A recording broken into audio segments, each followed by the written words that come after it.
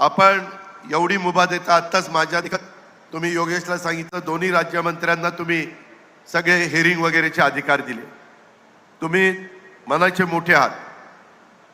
चौबे, तुम्हाला, पंकज देशमुखला आणि आमच्या पुण्याच्या सीपीला मी सांगत असतो, आमचा राजकीय हस्तक्षेप आहे का? अजिबात नाही. तरी काल 5 फेब्रुवारीला बिव्वेवाडीमध्ये 25 गाड्या फोडल्या आणि त्यापैकी 6 मोटरसायकली, 15 गाड्या, 4 ऑटो रिक्षा. काय म्हणजे का होतंय असं? कोयता गँग. अरे कुठला कोयता काढला आणि कुठली गँग काढली? अहो त्यांचा बंदोबस्त करा ना, मकोका लावा, काय करायचं ते करा. तुम्हाला एवढी मुभा मी मुख्यमंत्र्याच्या देखत सांगतोय. कायदा एवढ्या इमारती 200, 100, 150 अशा इमारती कधी तुम्हाला वाहन कमी पडून दिला?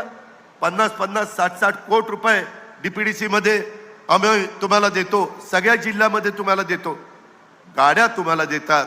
आता परवा मला पंकज देशमुख सांगत होते की दादा आम्हाला त्या ठिकाणी अडचण येते आणि मोठ्या प्रमाणावर वेगवेगळ्या भागामध्ये, ग्रामीण भागात विशेषतः अँटी ड्रोन गन पाहिजे.